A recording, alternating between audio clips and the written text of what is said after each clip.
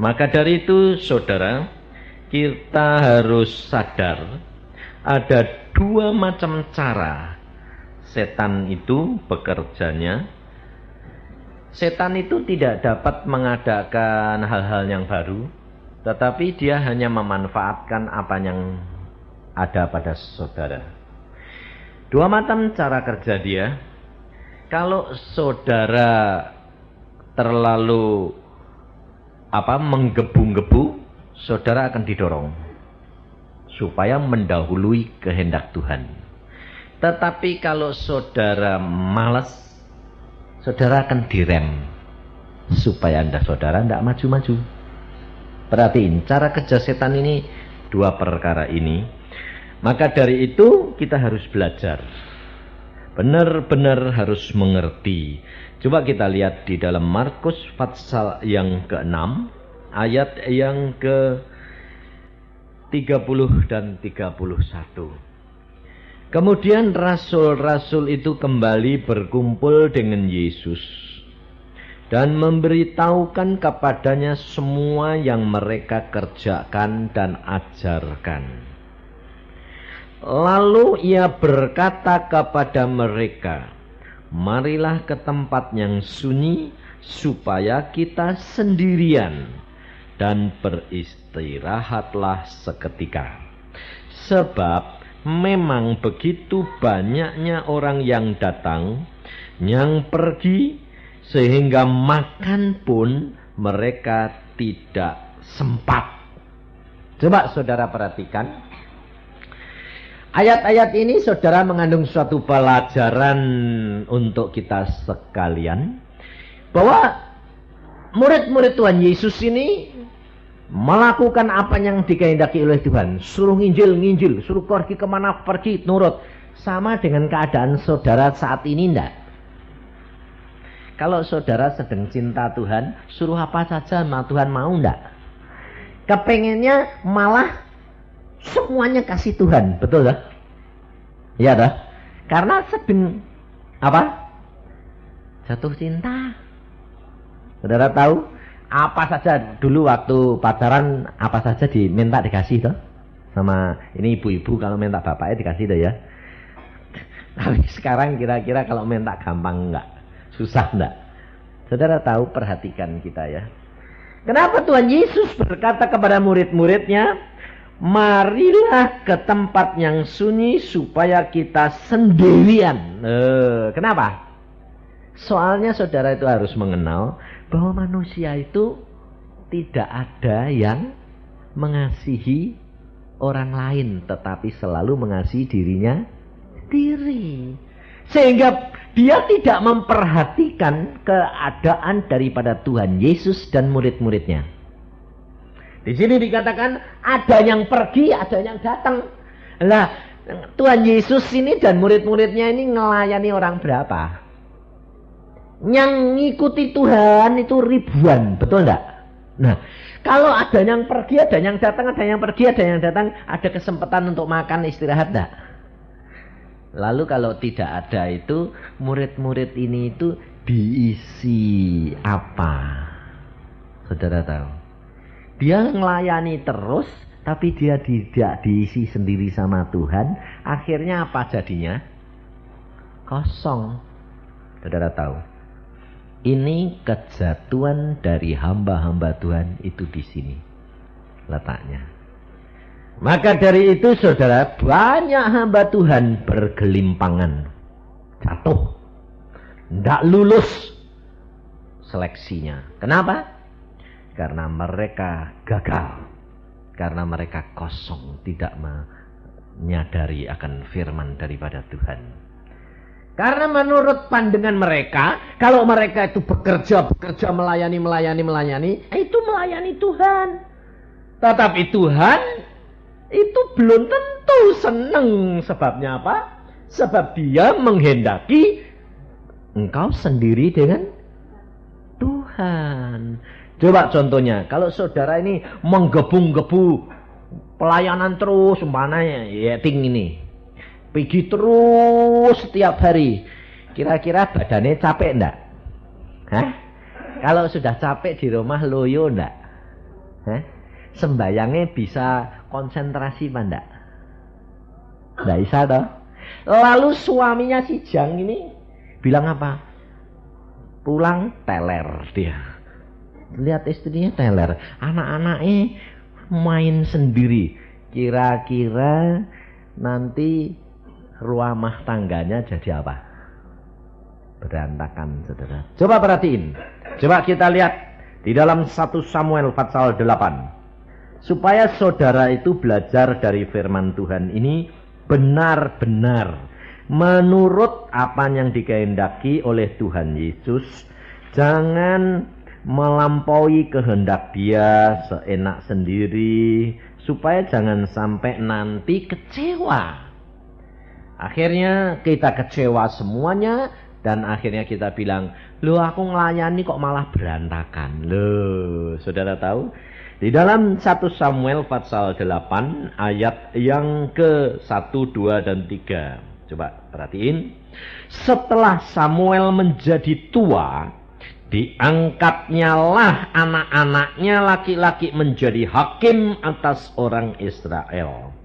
Nama anaknya yang sulung ialah Yoel, dan nama anaknya yang kedua ialah Abia. Keduanya menjadi hakim di Beersheba. Tetapi anak-anaknya itu tidak hidup seperti ayahnya. Mereka mengejar laba, menerima suap, dan memutarbalikkan keadilan. Lalu apa yang terjadi?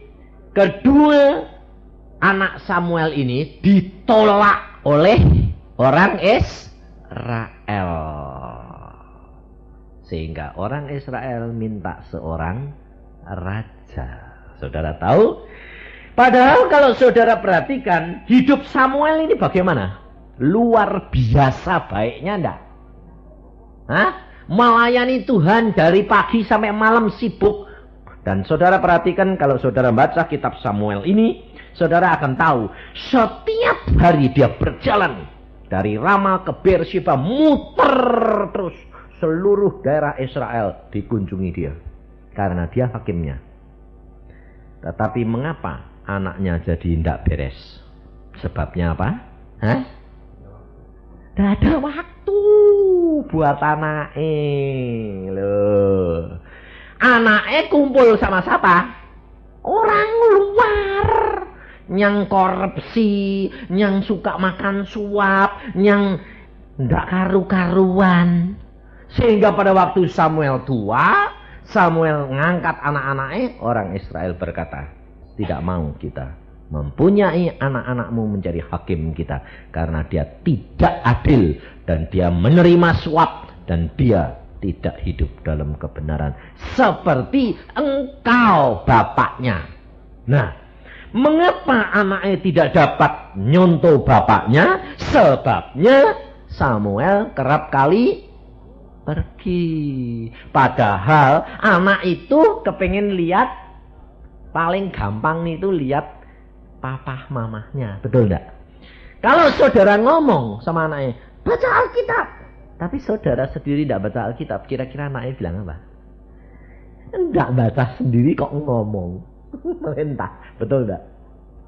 Lalu kalau engkau tidak sebanyak sembayang, lalu kamu bilang sembayang, lalu anaknya bilang apa? Papa sendiri tidak pernah sembahyang. Saudara bisa ngomong apa? Saudara tahu? Maka dari itu saudara perhatikan. Belajar dari seluruh isi Alkitab.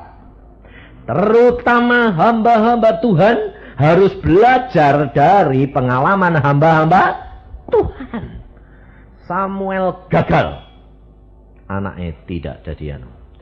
Daud gagal karena dia jatuh dalam perzinahan. Anaknya bunuh-bunuhan, dan anaknya pun jatuh dalam perzinahan. Saudara tahu? Maka dari itu, jikalau engkau di dalam Yesus adalah satu ciptaan yang baru, belajar firman Tuhan, dan harus ada waktu untuk keluarga. Saudara tahu? Sebab Tuhan Yesus sudah berkata, mari kita pergi ke tempat yang sunyi. Artinya menyendiri bersama-sama dengan murid-muridnya. Yesus memberikan contoh dan saudara harus lakukan. Jangan ditipu setan. Kita perhatikan di dalam Markus pasal yang ke-10. Ayat yang ke-13 sampai dengan ayat yang ke-16. Lalu orang membawa anak-anak kecil kepada Yesus supaya ia menjamah mereka. Akan tetapi murid-muridnya memarahi orang-orang itu. Nah, coba perhatiin. Murid-murid Tuhan Yesus ini harusnya nyontoh Yesus, enggak? Anak-anak dibawa, kenapa kok murid-murid marah? Yang dimarahi siapa? Anak-anak atau bapak ibu nih? Bapak ibu nih dimarahi. Sebabnya apa? Sebab itu bukan anaknya murid Tuhan. Saudara tahu, manusia tetap manusia, selalu mengasihi dirinya sendiri. Jadi kalau saudara tidak sadar dan memperhatikan anak-anakmu, siapa yang akan memperhatikan? Tidak ada, saudara tahu. Maka dari itu, pada waktu saya dipanggil Tuhan, saya bilang begini, Tuhan, saya membaca Alkitab berpuluh-puluh kali dan saya lihat tidak hampir semua anak-anak hamba Tuhan gagal. Saya bilang, kalau engkau panggil aku mau suruh pikir-pikir anakku gagal. Enggak Tuhan. Buat apa membawa anaknya orang masuk surga, anakku sendiri Anda selamat, saya bilang. Tidak menjadi saksi. Lalu Yesus berkata apa? Maka aku suruh kamu membaca Alkitab ini, maksudku apa? Supaya kamu belajar dari pengalaman hamba-hambaku. Mereka gagal karena mereka tidak menurut kepadaku. Maka aku berikan Roh Kudus memimpin kau ke dalam seluruh kebenaran. Dan kau akan tahu maksudku. Aku sendiri pun menghendaki supaya keluarga itu diselamatkan lebih dahulu. Pelayanan itu harus pelayanan keluar dan ke dalam. Saudara tahu, Yesus berkata apa? Bersihkan dulu cawan sebelah dalam. Maka dengan sendirinya yang di luar akan menjadi bersih. Tapi coba perhatiin, apakah sekarang ini saudara membersihkan dalam dulu atau luar dulu?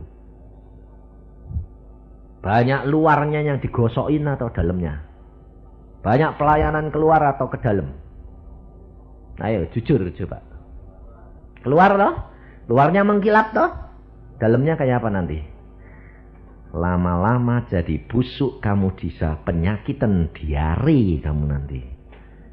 Saudara tahu? Makanya saya katakan, dan anak-anak ini pembentukannya ini pada waktu dia umur 8 tahun ke bawah dan sampai remaja. Kalau engkau nanti menghadapi anak-anak dalam pancaroba remaja, engkau akan lihat bahwa perbuatan-perbuatan mereka itu belum tentu baik. Kelihatannya di rumah nurut, tetapi belum tentu hatinya. Dan munculnya kapan? Nanti kalau dia sudah berdiri sendiri, kamu akan lihat. Dan saudara, banyak anak-anak hamba Tuhan menjadi beban, menjadi penderitaan bagi hamba-hamba Tuhan, karena tidak sesuai dengan kehendak daripada Bapa.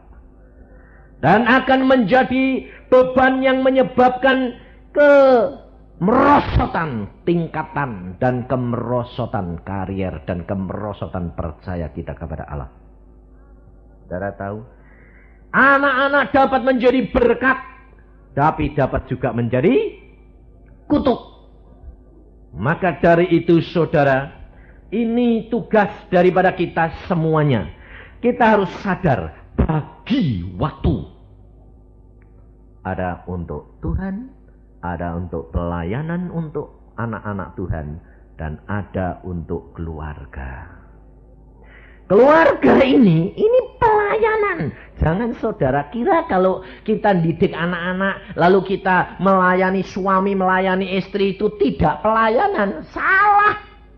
Itu pelayanan. Justru pelayanan yang pertama Yesus berkata, bersihkan dulu sawan sebelah dalam. Maka dengan sendirinya akan bersih di luarnya. Ini tanggung jawab saudara. Apalagi kamu ini melahirkan anak-anak, kadang-kadang kamu belum bertobat. Kamu dapat anak-anak belum bertobat. Sehingga benih itu, sifat dan perangai itu banyak dari turunan nenek moyangmu. Tahu nggak? Hati-hati. Kita perlu membersihkan terus menerus. Kita butuh waktu. Ini saya alami sendiri, saudara. Setiap hari saya doakan anak saya, tetapi kadang-kadang sifatnya muncul sampai saya kaget. Loh, kok masih ada ya? Lalu saya tangkingi terus. Dan itu membutuhkan perhatian. Tapi kalau saudara itu pergi terus, kelihatannya anakmu baik terus enggak? Enggak lihat apa-apa, saudara tahu.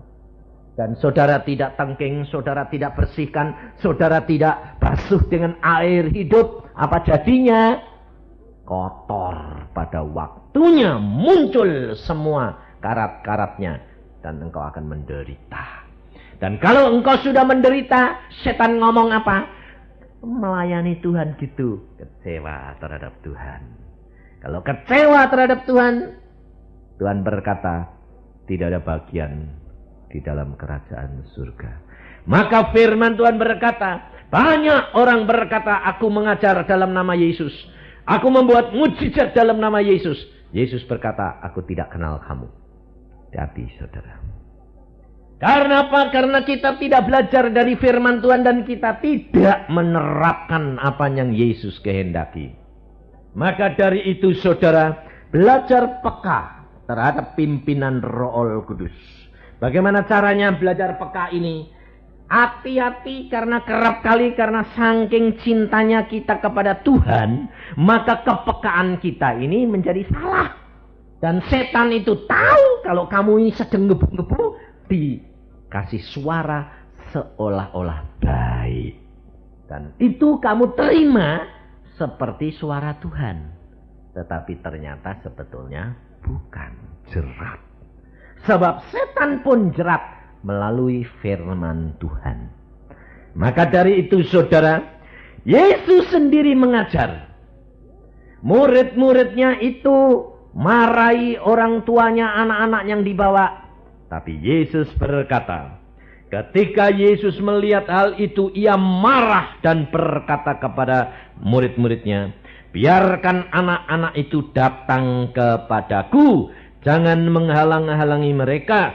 Sebab orang-orang yang seperti itulah yang empunya kerajaan Allah. Aku berkata kepadamu sesungguhnya, barang siapa tidak menyambut kerajaan Allah seperti seorang anak kecil, ia tidak akan masuk ke dalamnya. Lalu ia, perhatiin. Lalu ia apa? Memeluk anak-anak itu dan sambil meletakkan tangannya atas mereka, ia memberkati mereka. Yesus sendiri memberi contoh. Anak-anak itu butuh apa? Kasih sayang, pelukan, dan penumpangan tangan. Loh. Apakah saudara lakukan hal ini setiap hari? Saudara tahu. Terutama anak-anakmu yang sudah mulai pancaroba, itu membutuhkan perhatian yang luar biasa. Kalau tidak, engkau nanti akan menanam duri dan kamu akan menuainya nanti, dan hatimu akan sakit. Maka dari itu kita harus benar-benar menyadari saudara, kehidupan kekristenan ini Allah menghendaki kita menjadi sempurna. Bahwa manusia ini tidak ada yang mengasihi sesama manusia seperti Yesus. Semua mengasihi dirinya sendiri.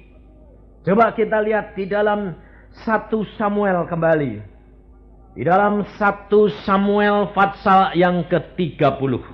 Ayat yang ketiga mulai. Ketika Daud dan orang-orangnya sampai ke kota itu, tampaklah kota itu terbakar habis, dan istri mereka serta anak mereka yang laki-laki dan perempuan telah ditawan. Lalu menangislah Daud dan rakyat yang bersama-sama dengan dia itu, dengan nyaring sampai mereka tidak kuat lagi menangis. Juga kedua istri Daud ditawan, yakni Ahinoam, perempuan Jisrael, dan Abigail, bekas istri Nabal, orang Karmel itu. Dan perhatian ayat 6. Dan Daud sangat terjepit, karena rakyat mengatakan hendak melempari dia dengan batu. Ditawan. Kenapa mereka mau melempari Daud dengan batu? Padahal istri Daud, harta Daud ya cukup habis. Saudara, kita harus belajar. Orang-orang itu yang ikut Daud, itu ditolong Daud. Diberikan berkat dan makan dan jarahan oleh Daud. Tetapi mengapa pada waktu mereka terjepit, Daud yang dijadikan sasaran? Di situ Tuhan mengungkapkan bahwa tidak ada manusia yang baik. Kalau dia butuh, kalau tahu saudara ini melayani, saudara ditungguin, ngerengek, minta ketemu saudara. Betul enggak? Tapi kalau kira-kira sudah berhasil ketemu saudara, bilang apa? Lupa. Saudara tahu. Kenapa? Karena manusia selalu mengasihi dirinya sendiri, mementingkan dirinya sendiri.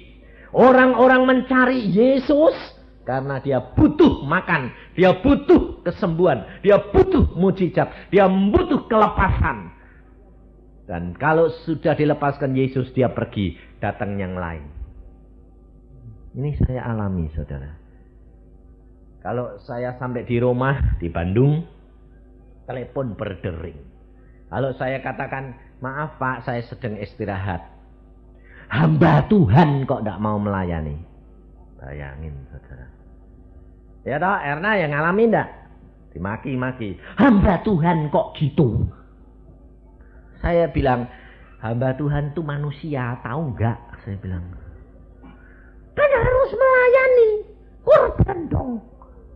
Oh, jadi saya melayani Anda, istri anak saya korbankan masuk neraka. Saya bilang, ya enggak gitu. Lah terus bagaimana? Saya bilang, saya kalau sampai rumah, saya pakai untuk pelayanan terhadap istri dan anak-anak saya. Tahu nggak? Saya bilang, saya sudah tinggalkan 2 minggu. Tapi saya butuh. Istriku nggak butuh. Saya bilang, saya nggak butuh. Saya bilang, ya butuh. Lah ya sudah. Saya bilang, kalau kamu mengharapkan saya, kamu akan kecewa. Harapkan Yesus. Saudara tahu. Tetapi kerap kali hamba Tuhan ini tidak berani. Nolak gitu tidak berani. Ya sudah. Layani. Akhirnya istrinya, suaminya, anak-anaknya kok pergi terus. Tidak pernah di rumah. Kita dapat apa? Bayangin saudara. Akhirnya iblis masuk. Memberikan panah-panah api itu untuk menusuk. Dan terjadi roh perpecahan. Maka dari itu hati-hati. Kita harus tahu bahwa kehidupan kekristenan ini harus belajar dari Yesus. Yesus memberikan contoh bagaimana kita harus hidup. Dan keluarga harus pelayanan yang pertama. Untungnya saudara, saya ini dipanggil Tuhan setelah lulus jadi dokter praktek. Jadi saya tuh orangnya tidak sungkan. Kenapa? Dokter itu biasa. Artinya kalau sudah meriksa pasien, sudah selesai, silahkan keluar. Ya toh? Biasa toh? Tapi saudara enggak biasa gitu. Kalau orangnya ngajak ngobrol, coba kalau saudara ngelayani, saudara bisa bilang berani gini, sudah selesai, silahkan pulang. Berani? Etna berani? Enggak berani toh? Enggak berani. Nah, orang itu kadang-kadang seneng numpahkan semua isi hatinya, 1 jam tidak cukup. Betul? Sampai yang denger teler, sana ngocros terus. Lalu apa yang bikin jengkel? Nyeritain orang lain lagi. Keburukannya, kejahatannya orang lain dibongkar semuanya, belum nyeritain dirinya sendiri. Sing denger iki hamba Tuhan sampai teler. Untungnya model saya ndak gitu. Untungnya saya jadi dokter biasa. Saya ndak pernah.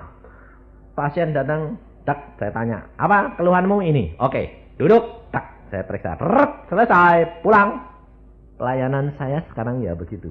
Kalau ada orang datang, ayo sembahyang, saya berdoa, Tuhan apa yang saya harus omongkan ini? Sudah, kamu ngomong sebentar, saya katakan, Tuhan mengatakan ini, renungkan, pulang. Saya bilang, hah? Loh, Pak Yusa tidak perlu dengar, tidak usah. Kenapa? Nah, Tuhan sudah ngomong, Tuhan lebih tahu. Tidak urusan saya. Kalau saya suruh nerima semuanya, saudara, hamba Tuhan itu tong sampah. Tahu enggak? Hah? Lah, tongnya tidak bawahnya bolong, dia bakal bau busuk terus enggak? Lah, setiap hari yang datang itu kan, oh enggak, orang sama satu. Bau busuknya dia modelnya lain. Bau busuknya dia modelnya lain. Kita busuk, sisi parune jebol. Karena apa? Setiap saat mencium bau busuk tok. Betul enggak? Contohnya begini. Saya kasih contoh. Ada seorang hamba Tuhan, dia selalu melayani seperti Yeting ini tadi ngomong. Ke tempat kampung-kampung yang menderita. Coba, tiap hari kamu jalan lihat gitu terus. Lama-lama pikiranmu terpengaruh enggak? Penderitaan. Lama-lama kamu jadi biasa menderita. Cara berpikirmu dan imanmu bisa rontok. Sebabnya apa? Sebab kalau kamu tidak diisi dengan Yesus, visimu menjadi berubah. Saudara tahu? Karena apa? Orang itu biasa ketemu orang lama-lama, contohnya anak. Anak yang diasuh sama susternya. Nanti sifatnya sifat suster apa sifatnya bapaknya, mboknya? Hah? Aku ini pelayanan terus loh ya. Sifatnya anakku kok kayak susterku. Loh kenapa? Gak ada waktu. Padahal Tuhan ya tahu loh, aku ini sayang sama Tuhan. Lah ya Tuhan ya bilang, dia tahu kalau kamu sayang. Tapi kamu bekerja untuk pekerjaanmu. Kamu lebih sayang pekerjaanku daripada sayang aku. Betul enggak? Sama dengan kita. Kita itu terus terang kalau diberi berkat Tuhan, lebih sayang berkatnya atau lebih sayang Tuhan? Contohnya yang kalau kamu ada punya mobil baru, terus kesengsemen dok nih mobilnya atau kesengsemen dok nih Tuhan? Kan mobilnya diisi-isi dah, kesenggol dah. Aduh. Loh, kalau Tuhan lihat bahwa kamu berkatnya itu kesenggol kamu aduh, lah Tuhan ini mbok senggol-senggol. Nggak sakit, saudara bilang. Ngerti nggak? Anak-anak kamu dia kepingin sepeda, terus dia main sepeda, terus siang malam mangan, ayo nak makan, nanti mah sepedanan terus. Kira-kira saudara kerap kali bilang apa? Sepedam tak buang nanti, tahu nggak? Coba, bawa beli ke makanan lalu anaknya makan itu dah. Ayo makan nasi, enak ini, tak buang kowe. Nah ya, tidak nurut aku, betul enggak? Nah, saudara itu sama Tuhan Yesus melakukan gitu enggak? Enggak sadar toh? Enggak sadar toh? Saudara tahu bahwa kita ternyata itu tidak sesuai dengan apa yang Tuhan suka. Maka dari itu saudara kita harus benar-benar mengerti. Tuhan Yesus menghendaki engkau untuk punya waktu dengan dia. Dan waktu itu jangan kamu korbankan untuk pekerjaan. Engkau harus mengasihi dia lebih dari segala-galanya.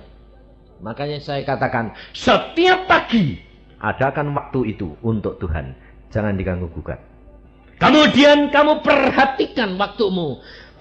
Sebagian untuk anak-anakmu. Jangan kamu ganggu-gugat. Sebagian untuk suami dan istrimu. Jangan kamu ganggu-gugat.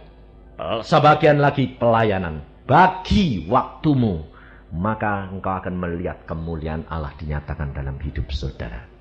Karena Tuhan itu tidak cemburu, cepat Pelayanan apa itu sebetulnya cepat, saudara. Sebabnya apa? Hikmat Allah ada. Ketemu seseorang, langsung Tuhan memberikan hikmat marifat. Langsung kamu tahu, orang ini problemnya begini. Berikan ini, selesai. Pulang. Saudara tahu. Tapi kerap kali kita sungkan sama orang. Wah, ndak enak ya Pak kalau diusir. Belum selesai. Saudara tahu. Dan akhirnya saudara tidak sungkan sama Tuhan. Kurang ajar enggak? Sungkan sama manusia, tidak sungkan sama Tuhan. Mengorbankan Tuhan lebih dari segala-galanya. Nanti kalau kamu sudah loyo, teler, hati-hati. Ada seorang hamba Tuhan. Dia cinta Tuhan, seorang pintar, seorang asing. Dia luar biasa pelayanannya dari pagi jam 7 sampai malam jam 10. Setiap hari. Dia tidak kawin. Perempuan lagi. Seorang sarjana. Dia cinta Tuhan. Lama-lama kosong melompong, kering. Sampai akhirnya bilang gini. Aku ini melayani Tuhan. Kok lama-lama jadi gini? Sampai dia bisa tanya, saudara. Tuhan itu ada enggak ya? Bayangin, saudara. Datang kepada saya itu bilang gini. Saya bilang gini, loh, kamu ini sarjana teologi, kamu ini jagoan, kamu ini terkenal, kamu ini dia harus hormati semua orang. Kenapa kamu datang pada saya? Pada waktu dia ngomong, saya berdoa, Tuhan apa? Kasih tahu, aku tidak suka yang dilakukan. Mengapa?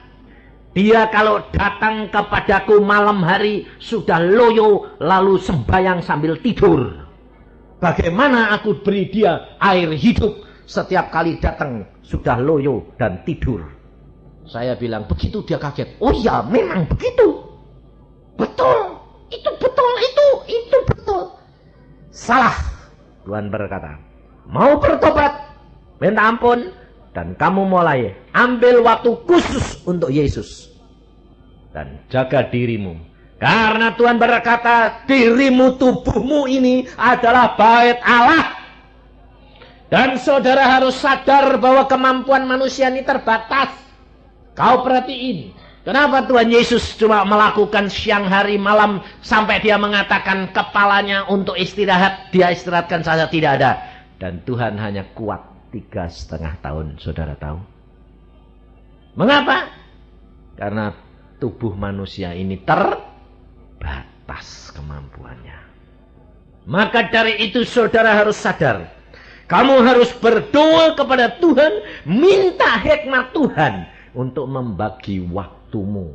Mana pelayanan, mana untuk anak-anak, mana untuk istri, mana untuk suami, mana untuk duduk diam di bawah kaki Tuhan. Saudara tahu. Itu yang Tuhan mau. Dan apabila itu kau lakukan dengan setia, kau akan melihat pelayananmu itu akan berkembang. Dan berkatmu itu luar dan dalam. Rohani dan jasmani. Kenapa? Kamu sehat. Bait Allahnya seneng.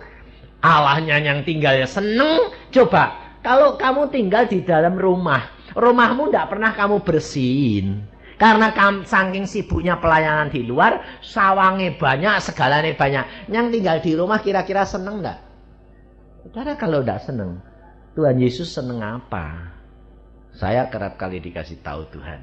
Banyak hambaku menjadi pengerja-pengerja, tapi tidak menjadi pengabdi-pengabdiku. Tidak menjadi penyembah-penyembahku. Mereka hanya melakukan apa yang dia senang. Bukan yang melakukan apa yang aku senang. Saudara. Ini kehidupan kekristenan kita. Supaya saudara dan saya sadar. Bahwa hidup kekristenan itu harus seimbang. Jangan sampai pincang. Banyak anak-anak Tuhan suaminya bekerja setengah mati. Istrinya pelayanan, suaminya pulang hilang. Makanannya tidak ada. Wah, belum selesai. Jajan di luar, kecantol, bilang, waduh aku melayani Tuhan kok suamiku digondol orang. Saudara tahu, salah siapa? Salah siapa? Tuhan berkata, siapa salah? Karena engkau tidak bijaksana. Kau tidak indah di hadapan hadiratku. Sehingga engkau kehilangan visi. Ini loh saudara. Maka dari itu kita tidak perlu takut dan khawatir. Tetapi peka terhadap pimpinan Roh Kudus. Menjaga motivasi yang bersih. Dan saya yakin hikmat Allah, marifat Allah akan diberikan tahu kepadamu. Mana bagian Tuhan, mana bagian keluarga, mana bagian pelayanan. Supaya kemuliaan Allah nyata. Sebab saudara melayani kemana-mana, itu lo baik ya.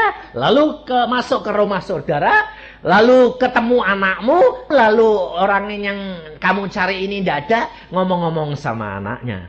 Bagaimana papamu itu baik ya? Baik apa? Loh, kalau sama tante ya baik.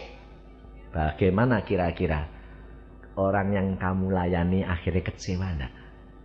Saudara tahu. Banyak keluarga berantakan. Karena apa? Karena tidak melakukan firman Tuhan. Maka dari itu saudara, saya mengucap syukur. Tuhan berkata apa? Aku jamin. Aku jamin. Anak istrimu aku peliharakan. Tetapi engkau harus bagi waktu. Makanya saya tidak peduli. Setiap bulan saya mesti ada di rumah. Minimal 10 hari. Pelayanan saya kurangi. Saya banyak pakai untuk keluarga. Dan 1 tahun sebulan istirahat untuk keluarga. Jalan-jalan, rekreasi. Hamba Tuhan bilang, orang lain bilang, Pak, kok ada liburan? Yesus ada perjanjian dengan saya. Ada liburan. Saya tidak peduli. Jangan gitu dong Pak. Pelayanan padat. Padat biar padat. Yesus punya hak. Yesus punya maksud. Dan Yesus punya cara sendiri. Hambanya Tuhan mau merintah gampang. Kalau Tuhan mengatakan istirahat, istirahat saya. Kalau saya sebulan istirahat, saya tidak melayani saudara. Ada telepon, Pak konseling, maaf sedang istirahat. Kemarin dulu ditelepon di Jakarta. Pak, ini kesempatan tidak 1001 kali Pak. Kenapa? Wah, eksekutif Pak. Para menteri datang Pak. Supaya Pak Yusak mau membawa firman Tuhan. Sedang libur. Kesempatan ketemu Pak Radius, Pak Domo, Pak Murdani, Pak Sumarlin. Jenderal pun tidak apa-apa. Saya sudah biasa ketemu Yesus. Saudara tahu? Kita kerap kali tidak taat dan setia. Tetapi kita mengingkari janji kita sendiri. Tidak. Apapun boleh terjadi. Yang penting Yesus, saudara tahu, karena dia segala-galanya bagi kita. Dan kita akan menyenangkan hati Yesus. Yesusnya senang dan saudara akan dibela Yesus. Hebat, luar biasa. Ini hidup kekristenan. Mulai saat ini minta hikmat Allah. Pembagian waktu itu apa? Bagaimana? Dan kau lakukan. Saya jamin hidupmu akan dimuliakan oleh Allah. Di dunia dan di surga. Amin. Mari kita berdoa. Tuhan, firman-Mu sudah hamba sampaikan. Dan pada siang hari ini Tuhan buat anak-anak-Mu mengerti. Sehingga anak-anak-Mu boleh mempunyai marifat, hikmat yang daripadamu untuk membagi waktunya. Untuk mana untuk Tuhan, mana untuk keluarga, dan mana untuk pelayanan. Supaya kemuliaan-Mu dinyatakan. Dan nama Tuhan dipuji-puji dan dimuliakan. Karena melihat kemuliaan Allah ada di mana-mana. Jangan sampai Tuhan cinta kita kepadamu dimanfaatkan iblis. Sehingga kami didorong dan terjungkal.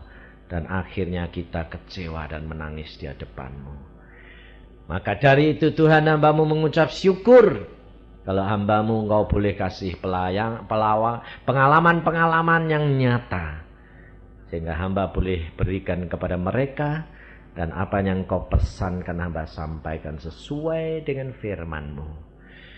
Karena ini semua adalah milik-Mu. Kami tidak mau gagal seperti Samuel Tuhan. Anak-anaknya gagal. Kami tidak mau gagal seperti Daud, Tuhan. Anak-anaknya saling rebutan dan bunuh-membunuh. Kami mau seperti Yesus. Anak-anak kita menikmati kehangatan pelukan kita dan hidup penuh dengan damai sejahtera. Dalam nama Tuhan Yesus kami mengucap syukur semua perkara. Amin.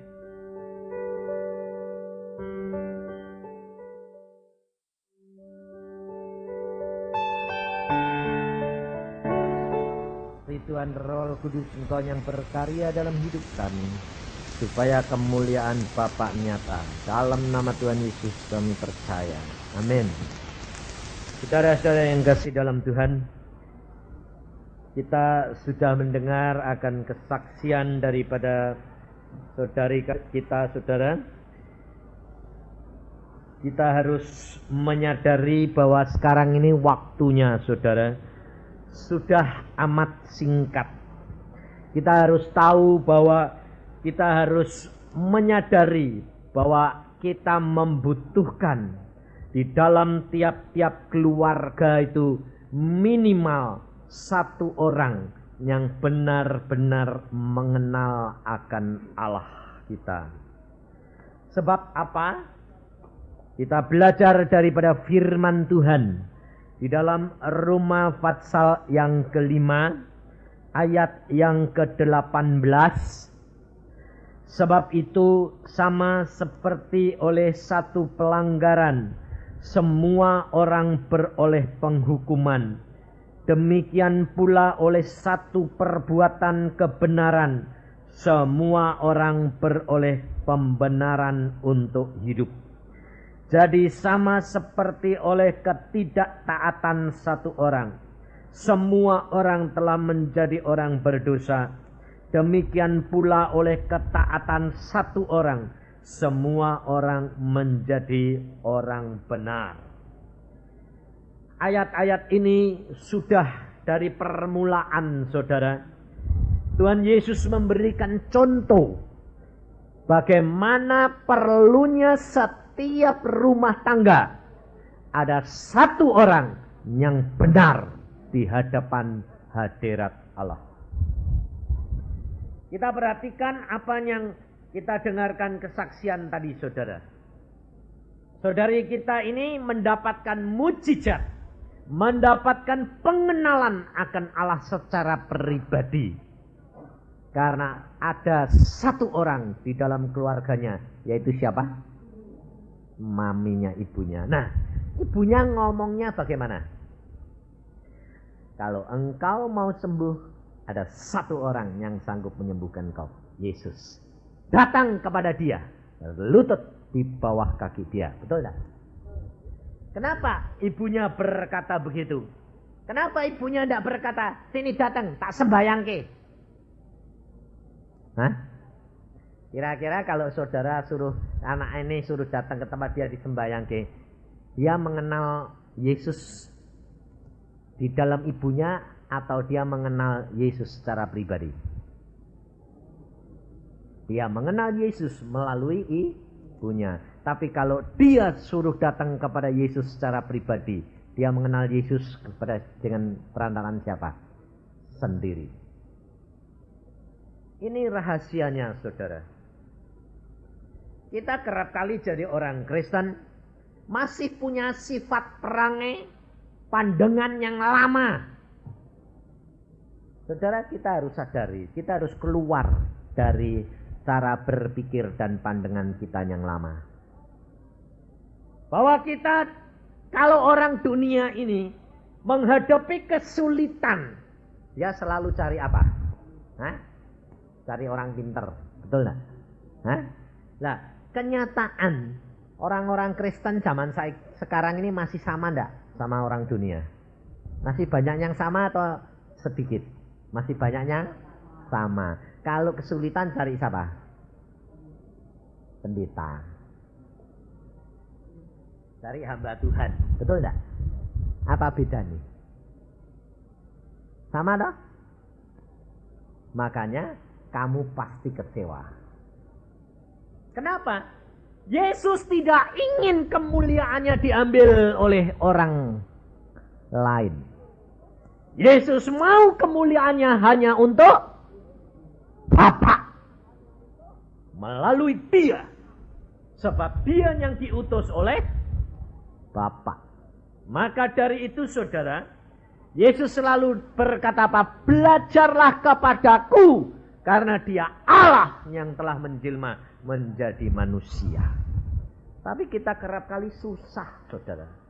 Kalau tidak ngalami sendiri itu sulit. Manusia ini karatan. Benar-benar sulit. Cara berpikir kita ini sudah kebiasaan seperti yang lama. Jadi susah untuk meninggalkan yang lama dan kembali yang baru. Maka dari itu saudara, kita harus baharui. Mulai belajar. Mulai mempraktekkan. Kalau tidak praktek sendiri, itu tidak bisa. Kalau tidak praktek ngalami sendiri, itu tidak mungkin saudara. Saudara akan mengenal akan keberadaan, kemujizatan dan penguasaan Allah yang luar biasa. Maka saya kerap kali selalu katakan saudara, alami saudara, alami. Tapi kalau saudara suruh ngalami, waduh berat Pak. Lebih baik langsung gitu loh Pak, ya dah.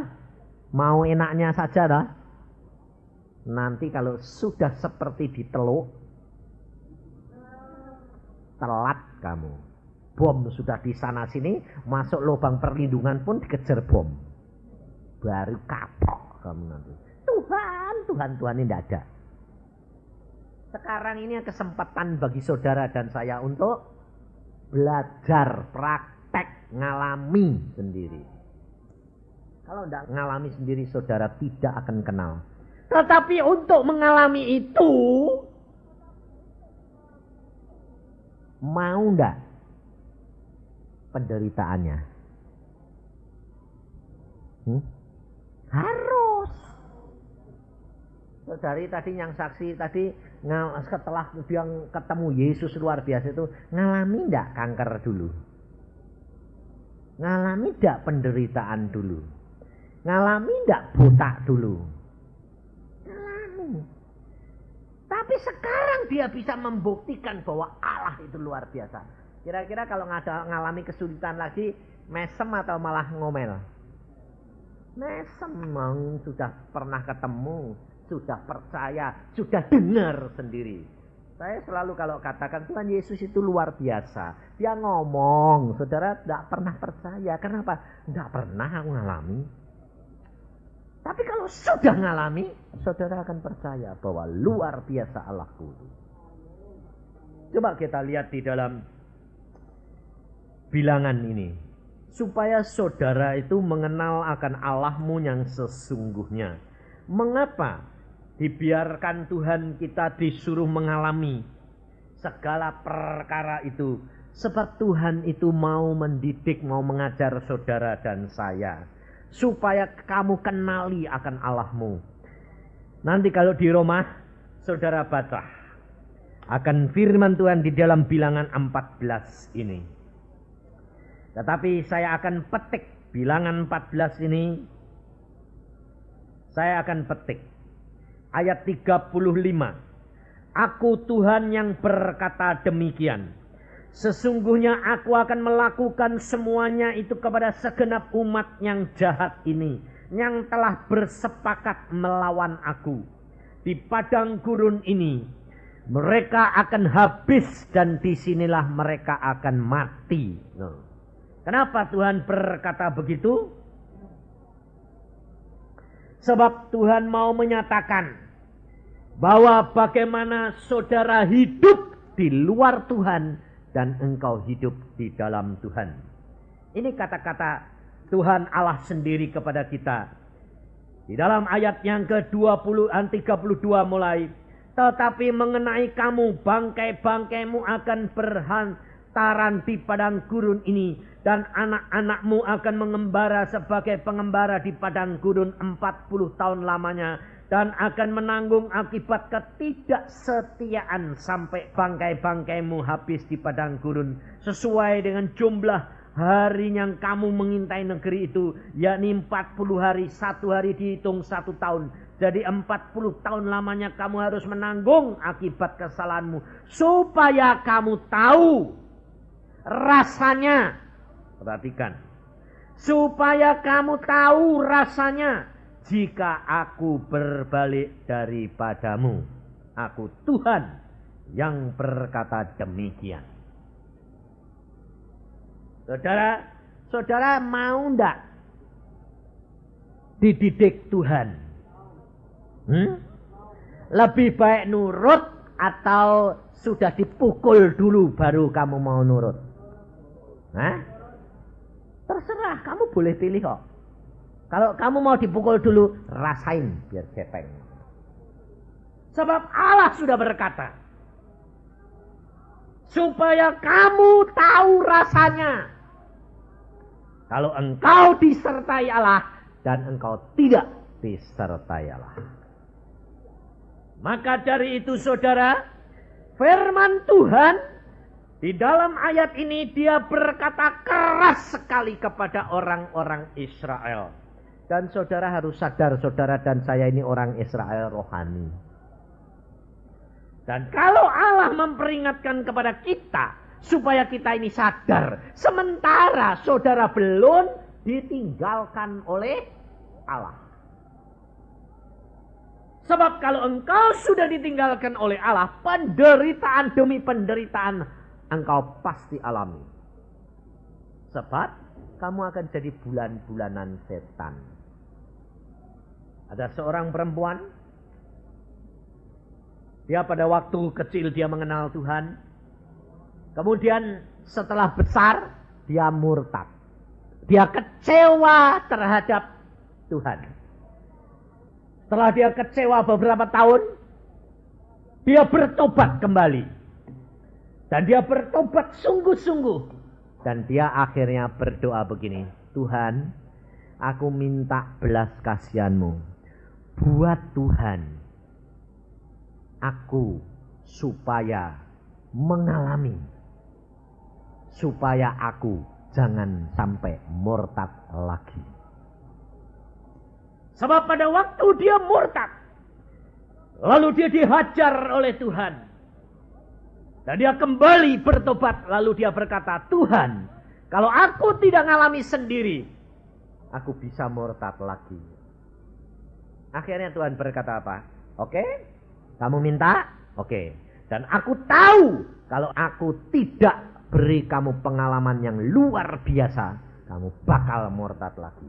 Lalu dia bilang, iya Tuhan, betul. Beri aku pengalaman. Nah, saudara berani ngomong seperti itu? Apa terjadi? Tuhan dengar akan permohonan dia. Dia dibawa dalam neraka. Dalam alam maut. Dibawa masuk ke tengah-tengah bumi. Dan dia ditunjukkan oleh Tuhan alam maut. Di situ ada ketemu setan, di situ setan sedang menyiksa orang, di situ setan sedang mengejek, mengajar dan membuat bulan-bulanan manusia. Daging ini sampai rontok semuanya. Dan Tuhan berkata, kamu lihat? Iya Tuhan. Tidak cukup, kamu harus ngalami. Dan ternyata dia ditinggal Tuhan di alam maut 40 hari. Tuhan berkata, kamu tinggal di sini 40 hari alami. Kalau kamu sudah ngalami sendiri, nanti kamu tidak bakal murtad. Dan ternyata dia pada waktu ditinggal, setannya datengin dia dan ketawa-ketawa bilang, sekarang saatnya aku buat mainan kamu. Lalu dia bilang, Tuhan tolong. Tuhan bilang, katanya mau ngalami. Rasain. Tinggal sama Tuhan 40 hari penderitaan luar biasa. Sampai daging dia pernah dilolosi. Lalu perut dia dibuntung jungkir balikan. Lalu lidah dia tarik-tarik sampai sengsaranya luar biasa. Lalu setelah itu Tuhan datang. Lalu Tuhan bawa dia. Dia berkata, Tuhan, Setelah aku ngalami di alam maut, aku tidak akan meninggalkan kau. Sengsaranya luar biasa. Dan rasa itu tidak pernah hilang seumur hidup. Tetapi sekarang dia tiap ketemu orang diinjili. Cepat bertobat, cepat bertobat. Tapi tidak banyak orang yang percaya. Maka dari itu saudara, memang sulit sekali untuk orang bisa bertobat dan tetap tinggal setia. Di Rusia ada sekelompok insinyur, dan itu ditulis di dalam koran, majalah yang sangat terkenal. Pengalaman daripada kelompok insinyur ini, dia mengebur bumi. Dia ngebur bumi. Untuk apa? Menyelidiki lapisan-lapisan bumi. Pada waktu dia mencapai 12 mil, bornya ini nyeplos. Berputarnya itu cepat, luar biasa. Lalu dia berkata, wah kalau gitu bumi ini kosong bawa dalamnya. Tapi apa terjadi saudara? Pada waktu dicek, temperatur naik 2000 derajat Fahrenheit. Panas luar biasa. Lalu pada waktu bor ini ditarik, dikeluarkan lagi, dari lubang bor ini keluar asap. Asap ini berbentuk makhluk hidup. Dan mereka seluruh tim dari Soviet ini orang komunis semua loh. Ini dia melihat dan dia mengatakan, aku tidak pernah ketemu makhluk yang menyeramkan seperti itu. Kemudian bukan hanya itu saja, dan dia mendengar teriakan keluhan orang sakit, penderitaan jutaan orang di dalam tengah-tengah bumi itu. Dan teriakan itu ditip. Tip itu disimpan untuk bukti bahwa ini bukan teori tapi fakta. Mereka takut, ketakutan luar biasa, dan belum pernah mendengar orang menderita seperti itu, dan jutaan orang. Dan apa terjadi saudara? Mereka bersaksi, ditulis di majalah itu. Aku adalah orang komunis. Aku tidak percaya akan isi Alkitab. Tetapi hari ini saya percaya, saya menemukan pintu neraka. Dan aku tahu ada neraka. Meskipun aku orang komunis. Dan aku hari ini menyatakan Alkitab itu benar. Bahwa alam maut itu ada di tengah-tengah bumi ini. Maka dari itu saudara, ilmu pengetahuan akan membuktikan bahwa Alkitab ini ya dan amin, benar. Tetapi saudara yang mendengar akan firman Tuhan, engkau hanya sekedar dengar, tetapi engkau tidak pernah mempraktekkannya dan melakukannya. Kau akan mengalami kerugian demi kerugian dan kamu akan kecewa. Kalau sudah sampai waktunya, maka hukuman Allah akan tiba. Siapa yang dapat menyelamatkan? Hanya satu, dunia ini, Yesus. Saudara tidak sekedar bersyukur. Tapi saudara dan saya dituntut oleh Yesus untuk seperti dia. Bangsa Israel ini dimurkai Allah. Bangsa ini 40 tahun suruh berputar-putar dan suruh mati di padang belantara. Mengapa? Karena sebetulnya Allah mau membunuh mereka semua dalam sesaat. Tetapi karena ada seorang yang mempertahankan bangsa ini di hadapan Allah, Allah tidak jadi memusnahkannya. Kita baca di dalam Bilangan pasal yang ke-14, ayat yang ke-11. Tuhan berfirman kepada Musa, berapa lama lagi bangsa ini menista aku? Dan berapa lama lagi mereka tidak mau percaya kepadaku? Sekalipun sudah ada segala tanda mujizat yang kulakukan di tengah-tengah mereka. Aku akan memukul mereka dengan penyakit sampar dan melenyapkan mereka. Tetapi engkau akan kubuat menjadi bangsa yang lebih besar dan lebih kuat daripada mereka. Perhatiin saudara. Bangsa ini sebetulnya mau dilenyapkan oleh Tuhan. Tetapi karena satu orang, di dalam ayat yang ke-13, lalu berkatalah Musa kepada Tuhan, jikalau hal itu kedengaran kepada orang Mesir, padahal engkau telah menuntun bangsa ini dengan kekuatanmu dari tengah-tengah mereka, mereka akan bercerita kepada penduduk negeri ini, yang telah mendengar bahwa engkau Tuhan ada di tengah-tengah bangsa ini, dan bahwa engkau Tuhan menampakkan dirimu kepada mereka dengan berhadapan muka. Waktu awanmu berdiri di atas mereka, dan pada waktu engkau berjalan mendahului mereka di dalam tiang awan pada waktu siang, dan di dalam tiang api pada waktu malam. Jadi jikalau engkau membunuh bangsa ini sampai habis, maka bangsa-bangsa yang mendengar kabar tentang engkau ini nanti berkata, oleh karena Tuhan tidak berkuasa membawa bangsa ini masuk ke negeri yang dijanjikannya dengan bersumpah kepada mereka, maka ia menyembelih mereka di padang gurun. Jadi sekarang, biarlah kiranya kekuatan Tuhan itu nyata kebesarannya seperti yang kau firmankan. Tuhan itu berpanjangan sabar dan kasih setianya berlimpah-limpah. Ia mengampuni kesalahan dan pelanggaran, tetapi sekali-kali tidak membebaskan orang yang bersalah dari hukuman. Bahkan ia membalaskan kepada kesalahan bapak kepada anak-anaknya, kepada keturunan yang ketiga dan yang keempat. Ampunilah kiranya kesalahan bangsa ini sesuai dengan kebesaran kasih setiamu, seperti engkau telah mengampuni bangsa ini mulai dari Mesir sampai kemari. Berfirmanlah Tuhan, aku mengampuninya sesuai dengan permintaanmu. Perhatikan saudara. Seluruh bangsa Israel diampuni karena siapa? Satu orang Musa yang berkenan di hadapan hadirat Allah. Saudara dan saya diampuni karena siapa? Yesus Kristus. Maka dari itu saudara, saudara di dalam keluargamu minimal harus ada satu orang yang benar di hadapan Allah. Kalau tidak, engkau tidak akan dapat membawa keluargamu diselamatkan di hadapan Bapa.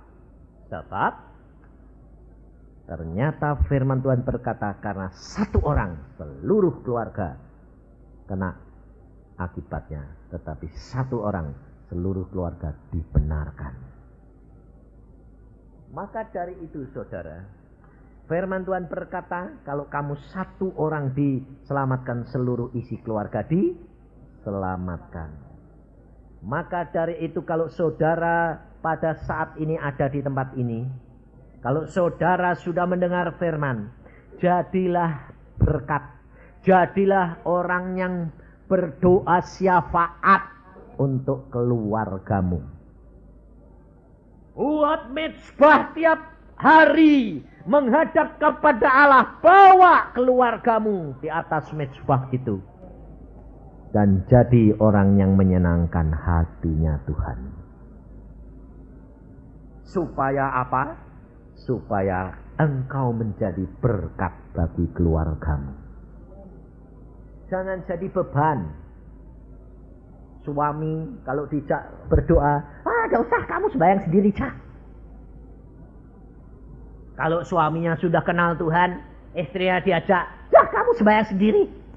Sembahyang gak usah bareng-bareng. Tapi kalau mau nunut ke surga, mau. Kalau sulit, tolong sembayangin dong. Makanya kalau saya bilang, rasain lo, biar gepeng dulu. Sebab ini firman Tuhan, saudara. Maka dari itu kita harus belajar benar-benar. Kalau engkau mau masuk surga bersama-sama, jadi mezbah keluarga, buat mezbah keluarga. Maka di dalam kesulitan, di dalam kesukaran, Allah akan turun tangan menolong kau. Kalau di dalam keluargamu ada satu orang yang menyenangkan Tuhan, biarpun Tuhan mau murka, mau menghukum sekalipun, Allah tetap melihat satu orang itu dan doanya tetap didengarkan. Dan hukuman itu ditunda sampai pada waktunya.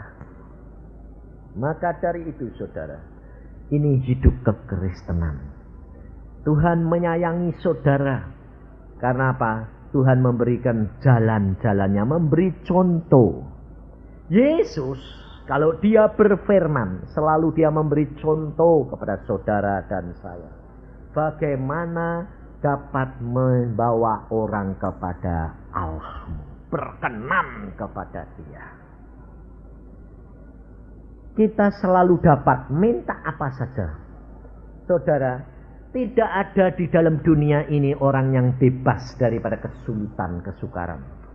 Orang tidak bisa lepas daripada sakit penyakit. Orang tidak bisa lepas daripada ekonomi. Orang tidak bisa lepas daripada ketidakdamaian di dalam keluarga. Tetapi hanya ada di dalam Yesus segala perkara dapat terjadi. Jangan saudara kira kalau orang seperti saya sudah menjadi hamba Tuhan, menginjil kemana-mana, lalu di keluarga saya tidak ada masalah. Tetap sama, 3 perkara tidak bisa lepas. Sebab apa? Sebab memang kita masih hidup di tengah-tengah dunia ini. Kalau ada wabah, otomatis kita terancam enggak? Otomatis.